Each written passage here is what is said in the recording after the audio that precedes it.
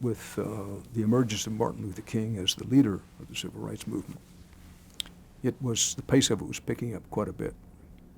And Ernest Leiser, who I mentioned before, he recognized that not only was it a really important story, maybe one of the most important stories of our generation, but also he recognized as a story that a news organization could franchise. CBS was trailing NBC in the evening news ratings at the time. Huntley Brinkley was very big. Leiser was looking for a domestic story that CBS could franchise, and we talked about it.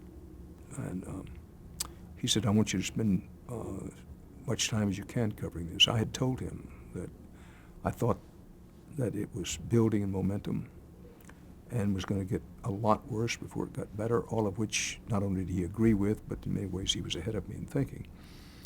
So I began to put more of my efforts into the civil rights movement.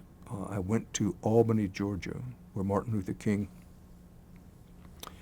was gathering his team of people for a showdown in Albany. It was to be a showdown of nonviolent protest. And it was pretty clear to me that it would be an early test of whether Dr. King's nonviolent protest could work someplace other than his home area. And so I went to Albany. We were among the few people covering there at all, and we were the only television network, and I think the only television covering on a day-to-day basis. And in Albany, my eyes were opened wide. Dr. Martin Luther King and his movement, to some people's evaluation, failed in Albany for a lot of reasons too boring to go into. But it was a case of learning early lessons of what it would take to accomplish his goals, Dr. King's goals, which he did not accomplish in Albany. I wrote about this in The Camera Never Blinks, but anyway, I went to Albany, and at Albany, I was in touch with Ernest Leiser 3 or 4 times a day. We didn't have cell phones in those days. It was drop a dime, and I think it was a dime. And I told him what was happening. He was fascinated by it. And I told him that this is a precursor of things to come on a much bigger scale.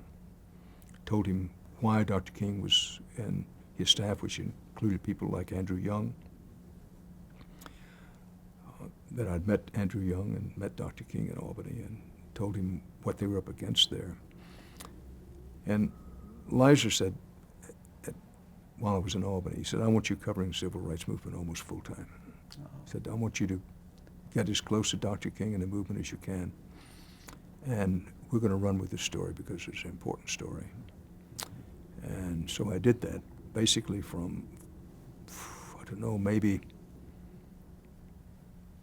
late spring or midsummer of 1962 on through 1963 and the time of the Kennedy assassination.